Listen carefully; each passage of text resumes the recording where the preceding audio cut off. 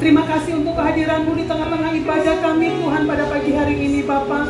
Tuhan, kami percaya, Tuhan, kami datang dan pulang dalam keadaan yang berbeda. Kami percaya, Tuhan, kebenaran firman-Mu, Tuhan, akan memerdekakan, Tuhan. Kehadiran-Mu di tengah-tengah kami, Tuhan, akan melakukan perkara yang besar di dalam kehidupan kami, ya Bapa. Tuhan, kami ini anak-anak-Mu, Tuhan, di hadapan-Mu, Bapa. Hamba-Mu datang di hadapan-Mu, Tuhan. Engkau melihat setiap jemaat-Mu, Tuhan, yang duduk di bangku, Tuhan, pada saat ini, Tuhan. Mereka datang dengan segala pergumulan mereka. Mereka datang dengan segala kerinduan mereka, Tuhan. Tuhan, Engkau bekerja sebebas-bebasnya, Tuhan. Pada pagi hari ini, Tuhan, berbicaralah secara maksimal melalui hamba-Mu, Tuhan. Pakai hamba-Mu sebagai alat di dalam tangan-Mu, Tuhan. Sehingga setiap jemaat-Mu, Tuhan, datang dengan berbeban berat, datang dengan pergumulan. Mereka pulang dengan kelegaan yang daripada Engkau, Tuhan. Mereka pulang dengan mendapatkan, Tuhan, jawaban yang daripada Engkau, ya Bapa. Mereka pulang, Tuhan, mereka siap melakukan kebenaran firman-Mu, Tuhan. Karena Engkau membuka, Tuhan, hal-hal yang baru, Tuhan. Engkau Allah yang luar biasa di dalam kehidupan kami. Kami percaya, kami sadari Engkau bisa melakukan jauh lebih daripada apa yang kami pikirkan, Tuhan. Jauh lebih daripada apa yang timbul di dalam hati kami, Tuhan. Hamba-Mu terbatas di hadapan-Mu, namun kuat kuasa-Mu tidak terbatas, Tuhan. Engkau menerobos hati setiap jemaat-Mu, Tuhan, pada pagi hari ini, Tuhan. Berbicaralah, Tuhan. Biarlah kebenaran firman-Mu, Tuhan, menjadi kekuatan di dalam kehidupan kami, Tuhan. Tuhan, hidup saat-saat ini, Tuhan, kami tahu tidak mudah. Namun kalau Engkau bersama-sama dengan kami, Tuhan, tidak ada yang perlu kami takutkan, Tuhan. Karena Engkau sumber segala-galanya di dalam hidup kami. Engkau sumber hikmat di dalam hidup kami, Tuhan. Engkau sumber jawaban di dalam kehidupan kami, Tuhan. Kami percaya tidak ada masalah apapun, Tuhan, yang sanggup mengalahkan kehidupan kami sebagai orang-orang yang percaya kepada Engkau, Tuhan. Berbicaralah, Tuhan, pakai bibir mulut hamba-Mu, Tuhan, seperti lidah seorang murid, Bapa, menyampaikan isi hati-Mu untuk kemuliaan dan hormat nama-Mu, Bapa. Terpujilah Engkau Allah yang hidup, di dalam nama Tuhan Yesus Kristus. Kita semua yang siap menerima kebenaran firman Tuhan, katakan amin. Kita akan mengucapkan deklarasi firman bersama-sama sebelum kita duduk. Bapak Ibu, deklarasi firman ucapkan dengan sungguh-sungguh. 2, 3. Aku percaya firman-Mu berkuasa. Aku percaya firman-Mu dapat mengubah seluruh hidupku. Aku percaya firman ini adalah Tuhan sendiri. Aku siap untuk menerimanya dan melakukannya dalam nama Yesus. Amin. Silakan Bapak Ibu untuk duduk kembali. Saya bisa minta mungkin lampu yang agak ke mata, agak kayak gitu aja ya. Kayaknya lebih enak gitu. Saya nggak bisa lihat mata Bapak Ibu, saya nggak bisa lihat Bapak Ibu karena sorot lampunya langsung ke mata saya. Ya, Bapak Ibu, kalau kita pagi hari ini ada di tempat ini, kita siapkan hati kita buka hati kita selebar-lebarnya karena Tuhan siap bekerja melalui kehidupan kita. Amin. Amin. Bapak Ibu, kalau kita seringkali mendengar bahwa hari-hari ini adalah hari-hari yang tidak mudah, ya. Kita harus akui ya Bapak Ibu ya, untuk kita yang bekerja, kalau mungkin karyawan yang gajinya memang udah standar, itu mungkin nggak berasa. Tetapi bagi pengusaha, bagi bisnis, orang bisnis, bagi toko-toko yang buka usaha wira swasta, untuk saat-saat ini kita sadar bahwa ada perubahan ya Bapak Ibu ya. Tetapi perubahan apapun kita percaya bahwa itu tetap ada di dalam kendalinya Tuhan. Kita sebagai anak-anak Tuhan, kita harus percaya bahwa Allah yang kita sembah, Allah yang hidup. Amin. Allah yang kita sembah, Allah yang menciptakan langit dan bumi ini. Allah yang kita sembah itu sumber inspirasi, sumber segala-galanya, sumber jawaban di dalam kehidupan kita. Jadi kalau kita ada di tempat ini, bersyukurlah dan percayalah bahwa apapun yang menjadi pergumulan kita, tetap ada jalan keluar ya Bapak Ibu. Hari ini saya akan menyampaikan kebenaran firman Tuhan, tetap serial dari Bapak Gembala. Tetap kita di dalam tema besar, tema tahunan, yaitu Green Harvest Bapak Ibu. Nah, hari ini kita akan belajar bersama-sama tentang life cycle ya Bapak Ibu ya.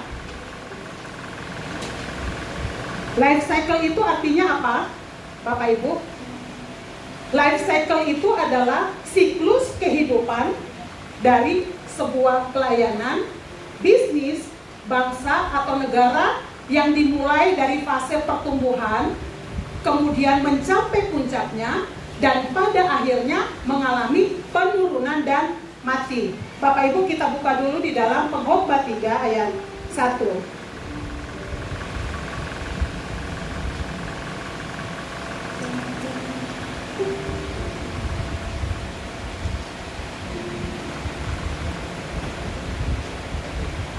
Pengkhotbah 3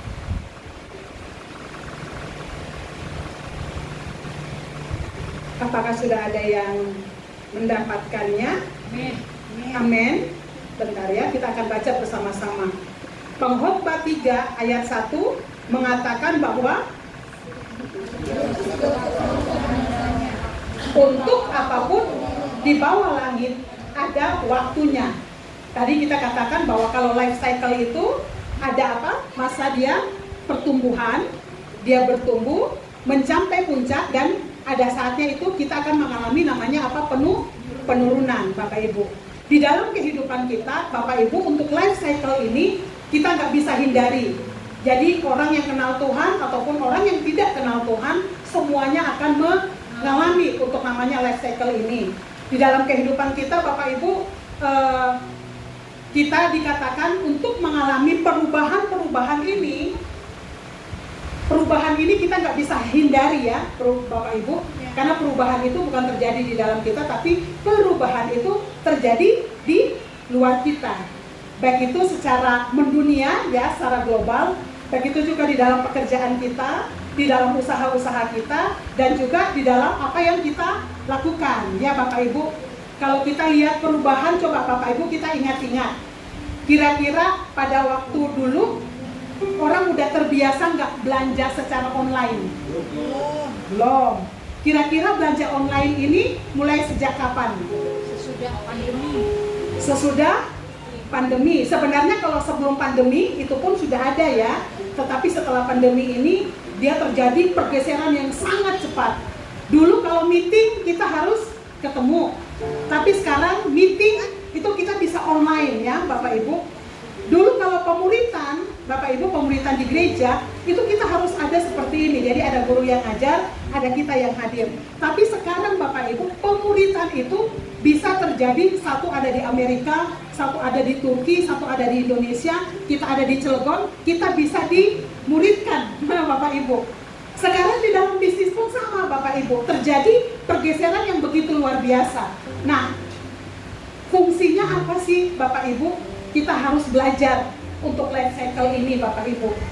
Kita sebagai anak-anak Tuhan, saya ingat kebenaran firman Tuhan ya Bapak Ibu, pada saat saya lagi mempersiapkan firman ini, Tuhan ingatkan saya, pada saat Tuhan tempatkan kita di tengah-tengah dunia ini, dikatakan bahwa kita harus cerdik seperti ular, tetapi harus tulus seperti merpati. Pada saat dikatakan cerdik, kira-kira yang muncul di dalam pikiran kita apa Bapak Ibu? Trik. Kalau yang negatif, intrik, licik ya Bapak Ibu. Tetapi Tuhan katakan kita cerdik seperti ular, tetapi kita harus tulus seperti merpati. Kita sebagai anak-anak Tuhan, life cycle ini kita nggak bisa hindari, karena itu semua kita harus alami. Tetapi kalau kita cerdik seperti ular dan tulus seperti merpati, itu sebenarnya Tuhan sedang mengajarkan kita untuk di dalam hidup kita, seperti pujian tadi ya, dikatakan bahwa kita andalkan Tuhan dan hikmat yang akan memimpin dan menuntun kehidupan kita, Bapak Ibu. Jadi ibaratnya kalau kita cerdik itu bukan berarti kita licik, bukan berarti kita lakukan hal-hal yang bukan cuma secara rohani kan, dikatakan pada saat kita ada di tengah-tengah dunia ini kita harus licik seperti cerdik seperti ular, tetapi kita harus tulus seperti merpati. Cara-cara kita itu berhikmat, tetapi kita harus punya ketulusan di dalam kehidupan kita. Motivasi hati yang murni, hati yang tulus dalam kita menjalani hidup kita, itu yang akan membuat kita terus naik, ya Bapak Ibu. Itu yang akan membuat kita terus berada di dalam posisi maksimal yang memang Tuhan izinkan untuk terjadi di dalam kehidupan kita, ya Bapak Ibu ya. Firman ini Bapak Ibu, ini adalah hadiah dari perjalanan rohani Bapak Gembala kita waktu kemarin dia ke Israel ya, perjalanan rohani ke Israel. Jadi Bapak Gembala sempat mengingatkan kita bahwa di dalam dunia saat ini semua sedang terjadi perubahan. Kayak kita belajar ya Bapak Ibu dari negara adidaya, Yeriko ini dulu adalah kota kubu yang sangat luar biasa kalau kita baca di Alkitab. Mesir pun sama Bapak Ibu. Pada saat zaman Yusuf memerintah, Firaun memerintah dan Yusuf ada di dalam, semua bangsa-bangsa itu harus datang kepada Mesir. Itu zaman dia jaya. Terus bergeser ke Babel, Media Persia, Romawi, Bizantium, Inggris, Bapak Ibu. Kenapa kita semua harus belajar bahasa Inggris? Karena Inggris pernah memenangkan peperangan dunia kedua ya kalau nggak salah ya. 2 atau 1 ya. Pokoknya intinya dia menguasai, dia menjadi negara adidaya dan kita wajib untuk belajar bahasa Inggris. Tapi bersyukur Bapak Ibu, kita belajar bahasa Inggris. Kenapa? Karena sekarang orang mau dari manapun, kalau dia bisa bahasa Inggris, sebenarnya komunikasi bisa lancar ya. Kayak Kakak Yohana yang mungkin akan sekolah ke luar negeri, pasti bahasa Inggrisnya oke. Amin. Ya, kalau Uni Soviet mungkin anak-anak remaja belum tahu ya, tapi kalau udah usia yang 40 ke atas tahu ya jayanya Uni Soviet ya. Terus dari 1945 sampai 2025 Masehi atau sampai hari ini yang sangat berkuasa apa Bapak Ibu? Amerika. Kalau dikatakan negara adidaya itu, dia itu berarti dalam keuangan dia harus kuat. Di dalam politik dia hebat, di dalam teknologi dia luar biasa. Tetapi untuk saat ini kita nggak tahu, karena dikatakan bahwa presidennya mengambil keputusan yang buat ricuh. Bahkan sampai saat ini kita bisa rasa ya ada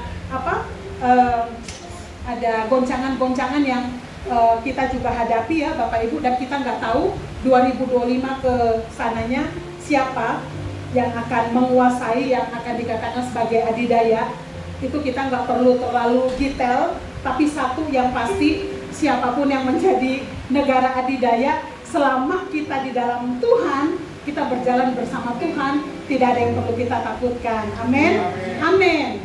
Nah, dikatakan bahwa jika ingin bertahan dan terus naik, kita harus tetap waspada saat berada di puncak. Jangan cepat puas, melainkan lakukanlah terobosan baru atau transformasi diri sehingga dapat terus naik. Kakak Victor, slide-nya Kak Emil ya. Nah, tadi kita lihat ya Bapak Ibu, pergeseran dari negara. Sekarang kita lihat perubahan di dalam bisnis ya Bapak Ibu.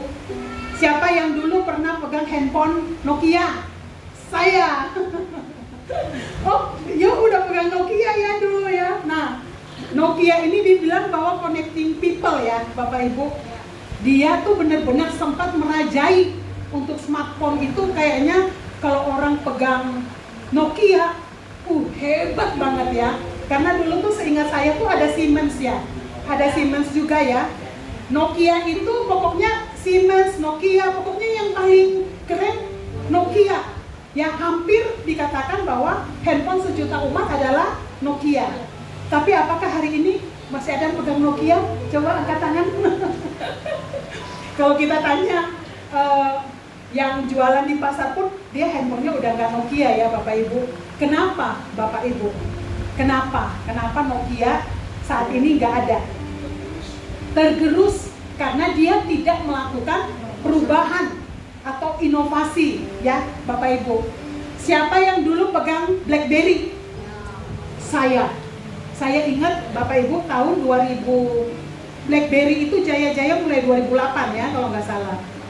Saya ingat waktu itu saya marketing ke sebuah perusahaan ada di sini, dan saya lihat semua dari pimpinannya sampai semua karyawan itu mereka pakai BlackBerry ya.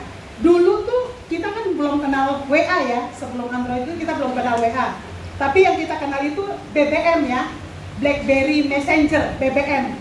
Satu-satunya yang kita misalnya rubah profil ada infonya. Pokoknya segala kegiatan kita tuh dia ada info. Kalau sekarang itu, kalau kita lihat di WA tuh dia kayak story ya. Orang bilang SW tuh, story ya, story WA. Seperti itu ya. Tapi dulu BBM itu dia lebih ke kita pribadi, kan kita punya PIN ya. Jadi kalau orang invite kita, tapi kita nggak terima, itu dia nggak bisa lihat, nggak akan bisa komunikasi sama kita. Nah, pada saat itu kalau nggak salah, itu dia ditawar Bapak Ibu dari Android, tapi dia nggak mau. Ternyata dia salah mengambil keputusan, dia merasa hebat di dalam QWERTY-nya dia, yang QWERTY ya Bapak Ibu ya, yang masih pakai keypad. Dia berpikir mungkin orang karena udah terbiasa pakai keypad, kalau pakai yang touchscreen itu orang nggak mau. Ternyata salah ya Bapak Ibu. Akhirnya tergerus. Siapa yang dulu pernah Kodak, pakai Kodak, kamera Kodak, habis foto? Saya masih sama Pak Miming 2007 ya. 2007 itu kami foto prewed sama foto itu masih pakai Fujifilm. Setelah Kodak itu ada Fujifilm ya Bapak Ibu. Apakah sekarang masih ada? Nggak ada. Kenapa? Ada masih, tapi dia tidak merajai seperti dulu ya. Kenapa? Karena dia tidak melakukan perubahan. Yahoo, saya ingat waktu dulu punya Facebook pertama tahun 2008. Berarti saya udah tua ya. Bukan tua, senior.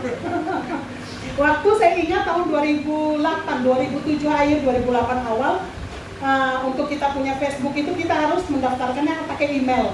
Saya ingat waktu itu masih pakai Yahoo. Alamat apa? Email kantor ya. Kreasi Timur juga masih pakai Yahoo waktu lalu. Sekarang semua tergerus. Dia waktu punya waktu lagi jaya-jayanya mau dibeli mahal sama Google, nggak dikasih Bapak Ibu. Sekarang Yahoo masih terdengar? Nggak. Ada tapi jarang. Bahkan ada, kalau kita pakai Yahoo itu ada hal-hal tertentu yang kita nggak bisa akses. Jadi kita harus move ke Gmail. Gmail itu punya Google ya Bapak Ibu ya. Nah, di sini ibu-ibu, siapa yang punya Tupperware? Katangan. Semua pasti punya Tupperware ya Bapak Ibu. Tapi per Januari kemarin dia mengumumkan bahwa dia menutup ya. Jadi mungkin yang sisa-sisa masih ada, tetapi yang benar-benar booming kayak dulu, sistem MLM-nya, bahkan mungkin kita ya sempat dapat duit karena kita jual-jual Tupperware ya. Bahkan kalau di rumah ibu-ibu pakai plastiknya Tupperware, wow keren banget. Anak ke sekolah bawa Tupperware, dia lupa. Kita merasa Tupperware lebih berharga dari anak ya. Tuh, ibu-ibu tuh, kayak gitu. Termasuk saya ya Bapak Ibu. Tapi apakah sekarang dia masih ada? Dia ada tapi tidak se-booming dulu. Kita belajar dari sini Bapak Ibu, bahwa pada saat kita tidak beradaptasi dengan perubahan, kita akan tergerus. Kita sebagai anak-anak Tuhan, kita walaupun sekalipun dari Senin sampai Minggu 7 hari, dalam seminggu 24 jam dalam sehari, kita terus memuji menyembah Tuhan Bapak Ibu. Tapi kalau tidak siap untuk beradaptasi, kita pun akan gerus. Saya nggak tahu saat-saat ini Bapak Ibu sedang bergumul dalam hal apa, tapi firman Tuhan ingatkan kita untuk kita harus belajar untuk beradaptasi dengan perubahan-perubahan saat ini. Ingatlah bahwa Tuhan yang kita sembah, Tuhan yang hidup, Dia bisa beri kepada kita 1001 macam cara untuk kita berjalan jauh lebih baik daripada hari ini. Tetapi yang menjadi pertanyaan, bagaimana kedekatan kita dengan Tuhan, bagaimana kita membuka diri untuk dipimpin oleh Tuhan. Sejauh itulah Tuhan akan memimpin dan menuntun kehidupan kita, supaya kita tetap berada dan kita bisa beradaptasi, kita bisa tetap istilahnya dikatakan terus tetap berada di dalam puncak seperti yang Tuhan mau. Kalau puncak tuh bicara Bapak Ibu bukan seberapa banyaknya kita punya harta materi ya Bapak Ibu ya, tetapi seberapa banyak yang Tuhan mau kita lakukan, sebanyak itu kita udah lakukan atau belum. Jadi dikatakan bahwa Kanaan kita itu adalah potensi maksimal kita sebagai anak-anak Tuhan. Kehidupan kita itu istilahnya seberapa banyak yang Tuhan percayakan, itu kita harus maksimalkan selama kita ada di dunia ini Bapak Ibu. Tapi kita bisa maksimal atau tidak tergantung bagaimana kita merespon, kita mengambil keputusan dalam kehidupan sehari-hari ya Bapak Ibu ya. Nah, dikatakan bahwa terobosan terjadi ketika kita berani mengambil resiko daripada kenyamanan yang dipikir oleh orang banyak. Artinya pada saat kita mau melakukan terobosan, itu biasanya ada hal yang harus kita bayar, ada hal yang harus kita lepaskan di dalam kehidupan kita.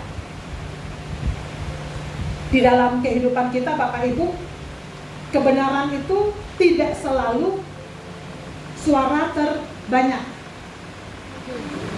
Pada saat kita mau melakukan kebenaran untuk adik-adik ya, untuk anak-anak dewasa muda yang ada hari ini, Kak Emil mau pesan di dalam pekerjaan, ingat, pada saat kita mau membayar harga untuk kita tetap hidup di dalam kebenaran, kita tetap ada di dalam integritas, itu pasti ada harga yang harus kita bayar. Kita mungkin bisa dibenci, kita mungkin bisa difitnah, kita mungkin bisa diusahakan gimana caranya untuk jangan sampai kita lebih naik. Tetapi kalau kita sebagai anak-anak Tuhan, kita tetap ada di dalam porsi kita untuk melakukan kebenaran firman Tuhan, percayalah, yang mengangkat kita tinggi naik itu bukan keadaan, bukan pemimpin di kantor, tetapi yang mengangkat kita tinggi naik adalah Tuhan dengan 1001 macam cara. Jadi di sini untuk kita bisa mengalami breakthrough di dalam kehidupan kita, kita harus siap untuk membayar harga, ya Bapak Ibu. Nah, ada 4 hal yang harus kita lakukan agar kita tetap bertumbuh. Kalau saya katakan hal yang harus kita lakukan supaya kita bisa tetap beradaptasi dengan perubahan, ya Bapak Ibu. Yang pertama dikatakan kita harus memiliki mindset yang baru atau growth mindset, bukan fixed mindset yang tidak mau berubah. Itu kita bisa lihat di dalam 2 Korintus 5 ayat 17 mengatakan bahwa barang siapa yang ada di dalam Yesus adalah ciptaan yang baru, yang lama sudah berlalu dan sesungguhnya yang baru sudah datang. Kakak Victor, slide yang kedua ya. Nah, kita coba Bapak Ibu, kita lihat perbedaan antara fixed mindset sama growth mindset ya Bapak Ibu. Kalau fixed mindset itu di dalam pandangan ini Bapak Ibu bisa terlihat jelas ya. Kelihatan ya, bisa terbaca. Dikatakan kalau fixed mindset itu di dalam pandangan tentang kecerdasan, dia bilang itu bawaan dan tetap. Jadi kalau fixed mindset ini artinya dia udah ngerasa paten lah, jadi gak bisa berubah ya. Biasanya kalau fixed mindset ini kayak contoh misalnya mau untuk ajak berubah, udahlah, gak usah lah, repot lah, kayak gitu. Nah, terus kalau growth mindset itu dikatakan bahwa pandangan tentang kecerdasan bisa dikembangkan melalui usaha. Ya, Jadi ibaratnya apapun keadaan itu dia nggak menyerah karena bisa belajar.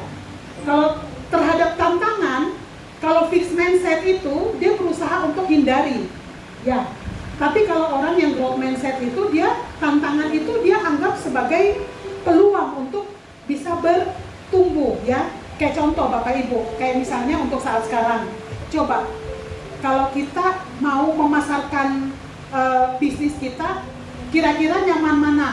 Orang datang ke kita atau kita mulai tuh pasarin lewat online.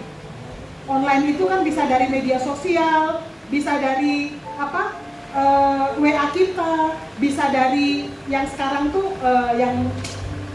Gojek, Maxim, segala macam. Nah, itu kita harus beradaptasi karena memang sekarang dunia ngarahnya ke sana ya Bapak Ibu ya.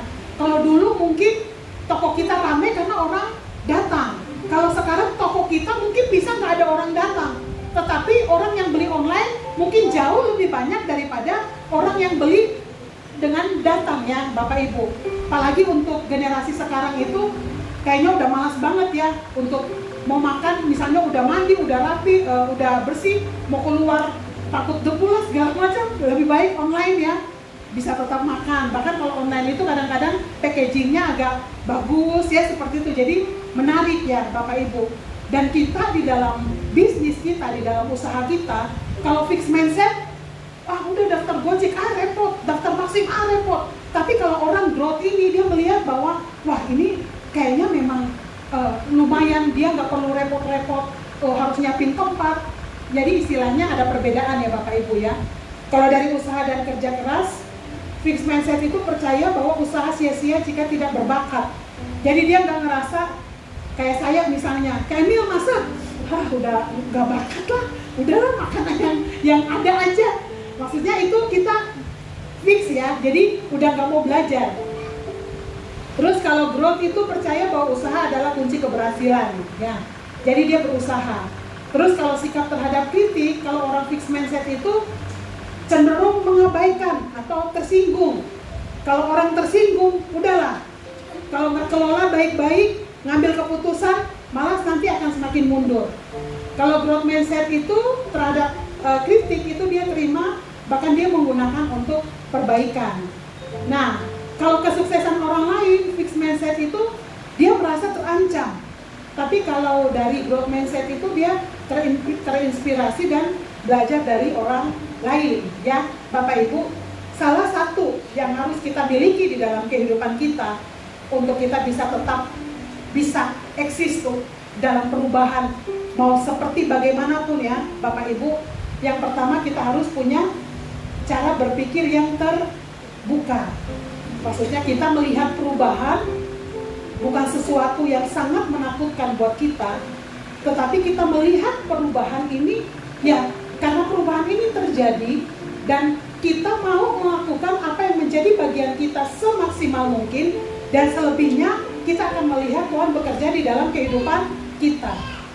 Kalau kita punya growth mindset itu artinya gini Bapak Ibu, saya ingat tentang janda pada saat suaminya meninggal dan meninggalkan hutang sebegitu banyak, Bapak Ibu, dia punya cuman apa? Buli-buli, minyak dalam buli-buli. Tetapi dari minyak di dalam buli-buli itu, Tuhan memberikan jalan keluar. Dia menuruti apa yang dikatakan oleh hamba Tuhan. Dia melakukan secara maksimal dan minyak itu terus mengalir dan mujizat dia alami di dalam kehidupan dia. Seberapa banyak dari kita, Bapak Ibu, kadang-kadang kita nggak bisa melihat Tuhan bekerja lebih lagi di dalam kehidupan kita karena kita punya fixed mindset itu Bapak Ibu. Saya mah nggak bisa apa-apa, udahlah gitu. Saya kemarin Bapak Ibu melihat tiba-tiba ya terlintas di dalam pikiran saya ada salah satu jemaat kita di tempat ini. Saya lihat story WA-nya dia. Dia tiba-tiba terima kasih ya udah beli jajanan-jajanan itu loh yang kayak bakso yang goreng apa segala macam itu, terus sosis, makanan anak-anak jajanan itu dia bikin es yang mungkin harganya berapa sih Bapak Ibu? 3.000, 4.000, dan kita nggak tahu dia untungnya seberapa, kita juga nggak ngerti Bapak Ibu. Tetapi pada saat saya lihat SW dia seperti itu, dia sedang berusaha memaksimalkan apa yang bisa dia lakukan. Orang-orang seperti ini Bapak Ibu yang bisa punya peluang untuk bisa tetap bertahan di dalam kondisi apapun. Kenapa? Karena dia memaksimalkan apa yang Tuhan percayakan di dalam hidup dia. Jangan pernah kita menganggap remeh hal-hal kecil yang ada di dalam kehidupan kita. Kalau pada waktu yang lalu dikatakan great harvest itu dimulai dari benih yang kecil. Benih yang kecil yang tertanam, Tuhan akan melakukan pertumbuhan dan itu akan menjadi besar, menjadi jawaban di dalam hidup kita. Tapi apakah kita sudah memulai bagian kita? Kadang kita pengen melihat Tuhan bekerja dahsyat di dalam kehidupan kita, tapi kita sangat enggan, kita sangat malas untuk kita melakukan apa yang harus kita lakukan, apa yang harus kita kerjakan. Saya nggak tahu hari-hari ini Bapak Ibu sedang bergumul apa di dalam kehidupan kita. Coba kita berpikir, merenungkan apa yang harus kita lakukan, yang Tuhan mau kita kerjakan supaya kita terus apa Bapak Ibu tetap bertahan di dalam perubahan. Transformasi itu tidak hanya bicara tentang kerja keras, tetapi transformasi itu dimulai dari cara kita berpikir. Pada saat kita berpikir, nggak bisa, udah selesai. Tetapi pada saat kita berpikir, bisa nih, Tuhan tolong nih. Nah, Bapak Ibu, pada saat kita berpikir bisa, itu seluruh di dalam otak kita itu memerintahkan kita untuk lakukan A, lakukan B ya Bapak Ibu ya. Jadi artinya kita punya pemikiran yang terbuka. Jadi kita nggak fix mindset ya Bapak Ibu ya. Nah, dikatakan bahwa yang poin pertama, orang yang growth mindset itu dia mau belajar dan beradaptasi dengan perubahan teknologi yang sedang terjadi. Kita buka Roma 12 ayat 2, Cici Grace, tolong baca dengan cepat. Roma 12 ayat 2.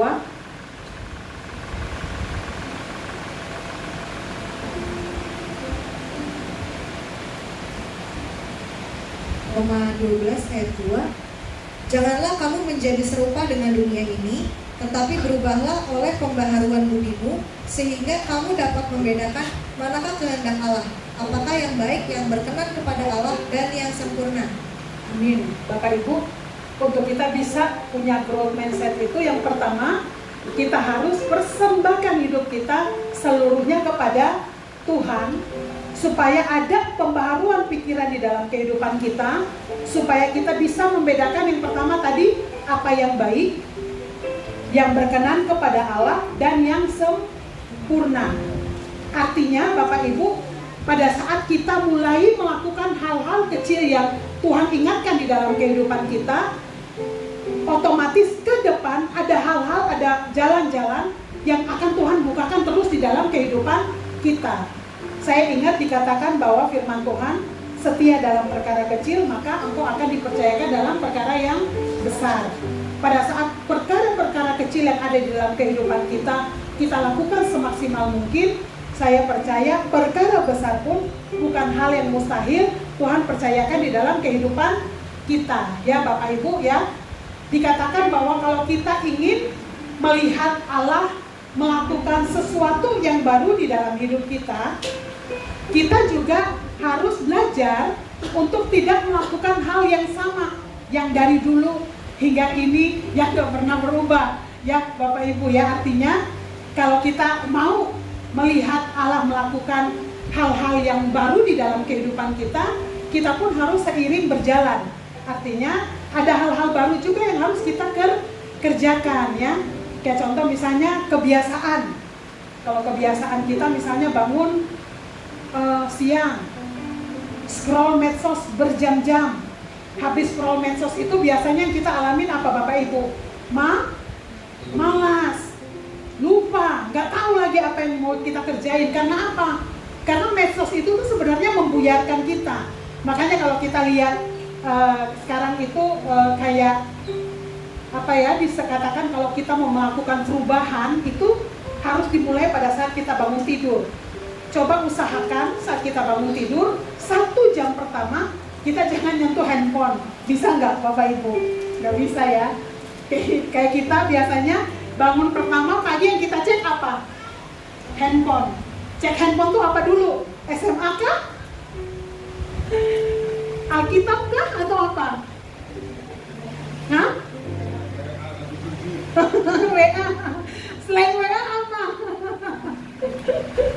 Selain WA itu biasanya kita scroll ya Bapak Ibu ya. Scroll. Dan itu biasanya kalau kita menikmati, kita nggak sadar. Setengah jam kita bisa lewat kayak gitu aja. 40 menit, 1 jam, bahkan bisa 2 jam, bahkan bisa lebih dari 2 jam. Saat kita udah lebih dari 2 jam itu Bapak Ibu, karena saya pun pernah mengalami, istilahnya kita udah buyar tuh, kita udah bingung. Tadi hari ini kita harus ngapain ya? Makanya dikatakan kalau kita mau melakukan hal yang baru, mendapatkan sesuatu yang baru di dalam kehidupan kita, kebiasaan itu kita harus ubah. Kalau bangun pagi cek medsos, sekarang bangun pagi kalau buka handphone baca Alkitab, semua notif dimatiin dulu. Bisa? Amin? Pak Miming, amin?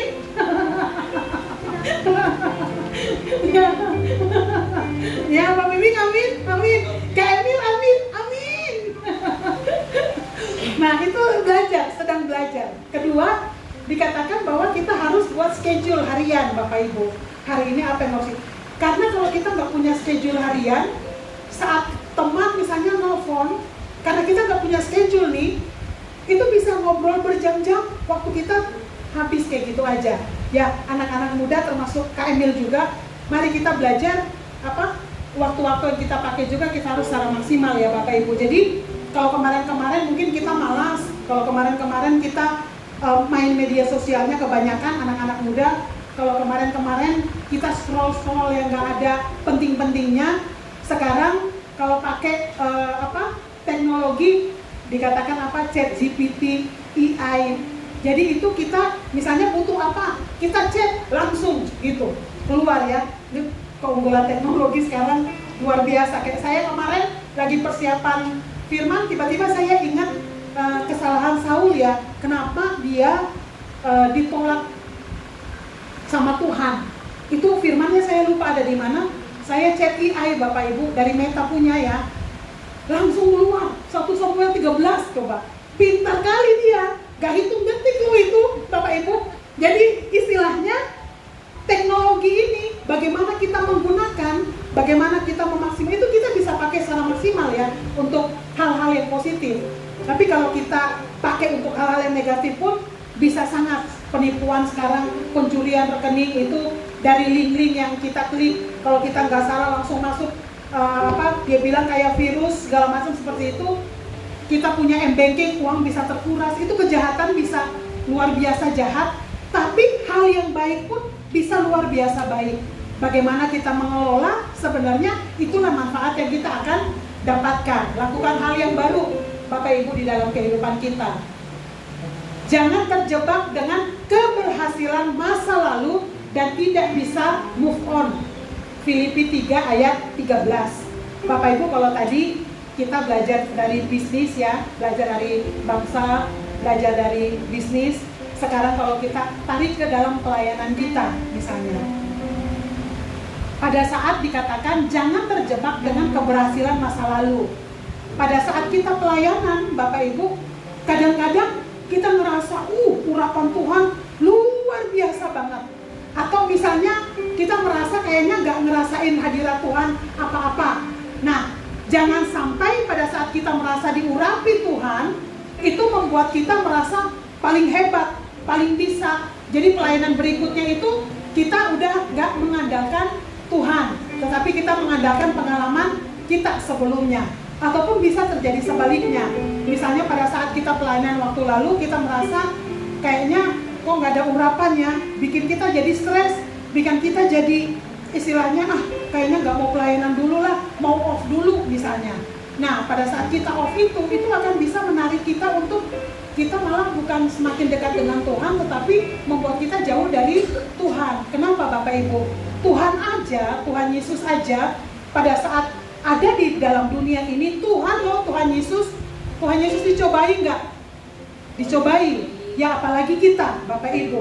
Tetapi jangan terjebak sama masa lalu kita yang mungkin buat kita sulit mengampuni, buat kita sulit untuk istilahnya menerima orang yang ada di sekeliling kita, atau yaitu jadi keberhasilan atau kegagalan kita pada masa lalu jangan sampai menghambat kita untuk Tuhan bisa pakai kehidupan kita lebih lagi secara maksimal ya.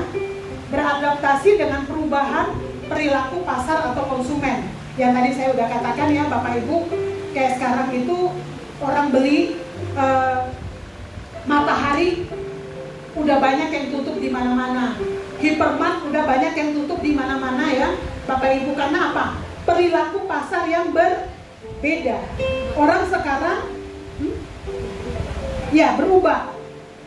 Orang sekarang lebih ke udah di rumah, nggak ada ini, scroll, lihat bagus, masukin keranjang, bayar, nunggu. Bahkan sekarang ada banyak yang jebakan Batman, gratis ongkir. Gratis ongkir itu menurut saya jebakan Batman ya.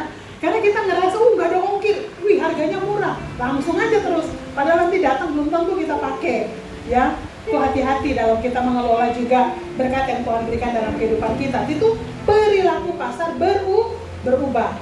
Kita sebagai anak-anak Tuhan, tadi saya katakan bahwa kita terus dekat dengan Tuhan supaya ada hikmat bagaimana kita tetap bisa bertahan, beradaptasi dengan kondisi perubahan saat ini. Goncangan boleh terjadi, tapi sepanjang kita dekat dengan Tuhan, selalu ada jalan keluar. Bukan berarti kita dekat dengan Tuhan, kita bebas dari masalah. Enggak, masalah tetap ada, tetapi Tuhan pun memberikan siapkan jalan keluar di dalam kehidupan kita. Kompetisi yang tak terkejar, itu artinya inovasi ya Bapak Ibu ya. Pada saat kita lihat nih, kayaknya wah saya udah agak ketinggalan nih di dalam hal penjualan. Kayak saya kemarin sempat ngobrol sama suami saya sama suami termasuk orang-orang yang kayak main yang Instagram, terus pokoknya media sosial itu nggak terlalu tertarik Bapak Ibu, karena rasanya kayak banyak buang waktu. Anak saya pernah ngomong, mama saya kalau kejadiannya sekarang, uploadnya tuh 3 bulan ke depan. Karena maksudnya saya upload itu bukan karena wajib, tapi upload itu ya karena lagi suka aja, pengen upload ya upload gitu. Nah, sedangkan untuk kita penjualan sekarang, itu kita harus gimana caranya untuk kita manfaatkan media sosial semaksimal mungkin untuk kita bisa naik penjualan Bapak Ibu. Kemarin saya kalau agent properti Bapak Ibu itu kita memang udah media sosial ya, kayak saya misalnya pakai rumah 1, 2, 3, pakai segala macam itu. Kayak kemarin ada customer yang dari Turki tiba-tiba nyari rumah untuk istrinya tuh di tempat ini tuh kontraktor kayaknya. Jadi dia nyari rumah untuk mau disewakan yang area Rakata. Itu Bapak Ibu tahu dia hubungin saya dari mana? Dari Turki. Ya, nomornya beda. Ada juga yang dari Singapura, nomornya kan bisa kelihatan. Artinya apa Bapak Ibu? Orang bisa istilahnya melakukan negosiasi segala macam itu kita nggak harus ketemu, tetapi itu via online ya Bapak Ibu ya. Jadi kita harus sadar supaya kita benar-benar bisa beradaptasi dengan perubahan. Yang kedua, waktunya udah mepet. Yang kedua dikatakan bahwa kita harus memiliki integritas, hidup dengan tidak melanggar hukum ya Bapak Ibu. Untuk setiap kita Bapak Ibu di dalam kehidupan kita, karisma itu bisa membuat kita naik ke puncak, tetapi karakter itu yang akan buat kita tetap bertahan di puncak. Artinya kita punya skill, kita punya kemampuan, kita bisa dipromosi dalam waktu yang singkat, cepat. Tetapi kalau kita nggak punya integritas, kita nggak punya karakter, adik-adik, Bapak Ibu, kita gampang untuk cepat turun. Turun itu gampang Bapak Ibu. Istilahnya kalau karakter, kita nggak punya karakter, kita nggak bisa dipercaya. Kita punya skill tapi kita nggak jujur, bahaya. Kita punya kemampuan, tetapi kita dengan atasan kita nggak menghargai, kita segala macam, nggak punya attitude Bapak Ibu. Adik-adik yang bekerja di dalam perusahaan-perusahaan, ingat, kejujuran, kualitas kalian yang akan membuat kalian tetap terus dipakai. Kenapa? Karena orang pintar ke depan, Bapak Ibu. Kenapa kita belajar tentang life cycle ini, Bapak Ibu? Sebenarnya Bapak Gembala itu lebih penekanan untuk ingat ke depan itu kita bersaing, itu bukan dengan orang. Kita bersaing itu dengan robot ya. Kita bersaing dengan istilahnya hal-hal yang jauh akan lebih pintar daripada kita. Tetapi tetap kita akan tetap dipakai untuk sumber daya kita tetap akan dipakai kalau kita punya karakter. Jadi integritas itu sangat penting di dalam kehidupan kita. Dikatakan kebenaran akan meninggikan derajat bangsa. Yesaya 24 ayat 5 mengatakan bahwa bumi cemar karena penduduknya. Mereka melanggar undang-undang, mengubah ketetapan dan mengingkari perjanjian. Kalau saya tanya, Indonesia sama Singapura kayak mana? Coba penduduk Indonesia yang cinta bangsa pengen dengar. Indonesia sama Singapura kayak mana? Hah? Ada yang jawab Singapura, siapa itu? Hah? Indonesia. Luas daerah, luas Indonesia apa Singapura? Banyak penduduk Indonesia apa Singapura? Nah, kalau Indonesia lebih banyak orang yang berdoa nggak buat Indonesia? Jadi kalau dibandingkan, lebih banyak mana orang berdoa untuk Indonesia atau Singapura? Indonesia. Yang punya kekayaan alam lebih banyak Indonesia. Tapi sekarang saya tanya, yang lebih makmur Indonesia atau Singapura? Kenapa Bapak Ibu? Kenapa? Ini karena dikatakan bumi cemar karena penduduknya, mereka melanggar undang-undang, mengubah ketetapan dan mengingkari perjanjian. Kita gak usah ngomong lebih jauh ya soal politik ya Bapak Ibu, tetapi kita sebagai anak-anak Tuhan, sebagai warga negara yang baik, kita harus terus mendoakan. Dikatakan bahwa revival itu akan terjadi dimulai dari Indonesia. Skandal dan krisis reputasi dapat meruntuhkan organisasi. Skandal dan krisis itu berbicara tentang apa? Bapak Ibu, kesalahan yang dilakukan karena kita mengabaikan kebenaran. Ya, itu dikatakan bahwa reputasi dapat meruntuhkan organisasi. Kita misalnya pegang organisasi, tetapi kita nggak bisa dipercaya, kita ada skandal, kita ada krisis, itu bisa selesai Bapak Ibu ya. Nah, yang ketiga, supaya kita tetap bisa beradaptasi, dikatakan bahwa menjaga unity dan jangan biarkan konflik yang berkepanjangan. Yuk kita baca ayat yang terakhir di dalam Mazmur 133 ayat 1 sampai 3. Mazmur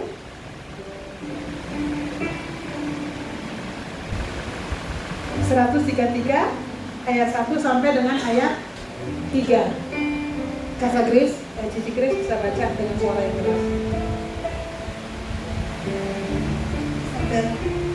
Persaudaraan yang rukun. Nyanyian ziarah Daud. Sungguh alangkah baiknya dan indahnya apabila saudara-saudara diam bersama dengan rukun. Seperti minyak yang baik di atas kepala meleleh ke janggut, yang meleleh ke janggut Harun dan ke leher jubahnya. Seperti embun gunung Hermon yang turun ke atas gunung-gunung Sion. Sebab kesanalah Tuhan memerintahkan berkat kehidupan untuk selama-lamanya. Amin. Bapak Ibu, dikatakan bahwa unity atau kesehatian akan berkat itu akan tercurah di dalam kehidupan kita. Konflik, usahakan jangan sampai konflik berkepanjangan. Salah satu cara iblis untuk mengeluarkan kita daripada kehendak Tuhan apa Bapak Ibu? Konflik. Kalau konflik kita nggak selesaikan, kita bisa tinggalkan tempat di mana Tuhan mau bekerja secara maksimal melalui kehidupan kita di tempat tersebut. Ya, Bapak Ibu, suami istri kalau nggak bersahati, kita bisa gampang apa? Terpecah belah. Kalau kita nggak sehati, kita gampang runtuh. Dan itu iblis suka, Bapak Ibu ya. Berikut kita lanjut. Febri, kayaknya tinggal 2 menit ya. Dikatakan bahwa belas kasihan kepada orang banyak adalah hal yang membuat Tuhan melipat gandakan usaha dan pelayanan kita. Itu Bapak Ibu bisa baca di dalam Matius 14 ayat 14 ya Bapak Ibu. Artinya yang bisa kita yang membuat kita bisa tetap rukun, bersahati, bisa saling menolong, kita menjauhi konflik, itu salah satunya itu kalau ada belas kasih di dalam kehidupan kita. Kalau di dalam Matius 14 itu dikatakan bahwa dengan 2 roti dan 5 roti dan 2 ikan, Tuhan bisa mengerjakan mujizat itu untuk luar biasa, untuk berbagi ya Bapak Ibu. Artinya di dalam kehidupan kita itu kita belajar untuk bisa berbagi, memiliki belas kasih, dan kita melakukan apa yang Tuhan mau kita kerjakan di dalam kehidupan kita. Yang keempat dikatakan iman disertai perbuatan.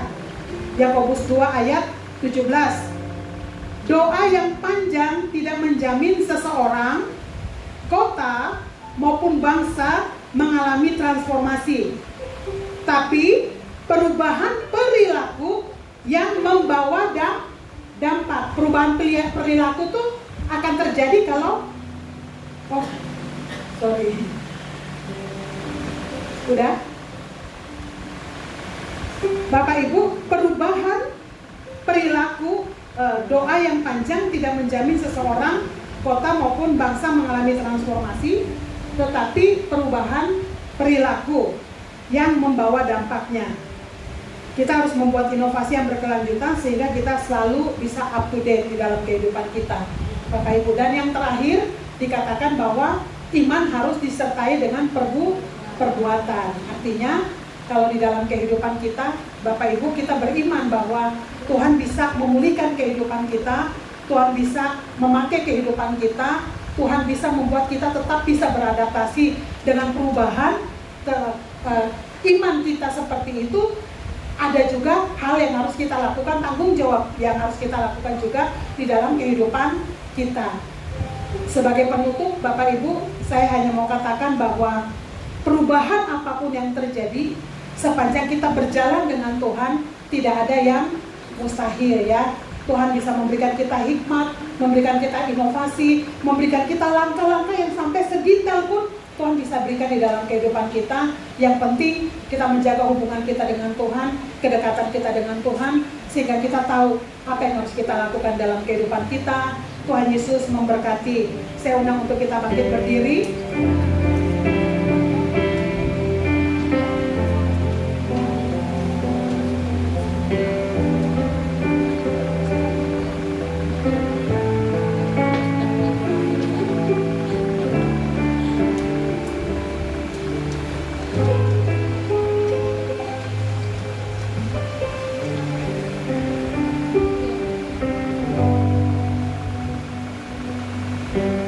Meskipun Tuhan tak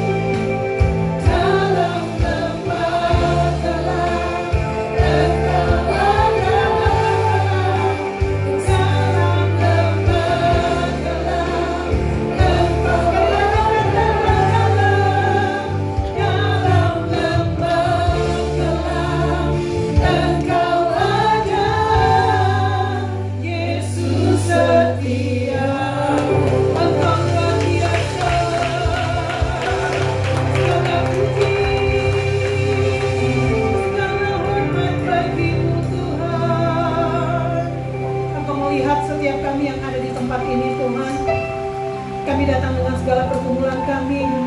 Tuhan, mungkin saat-saat ini kami sedang bergumul untuk bagaimana kami semakin Tuhan di dalam bisnis kami bisa mengalami terobosan yang lebih lagi di dalam kehidupan kami, Bapa.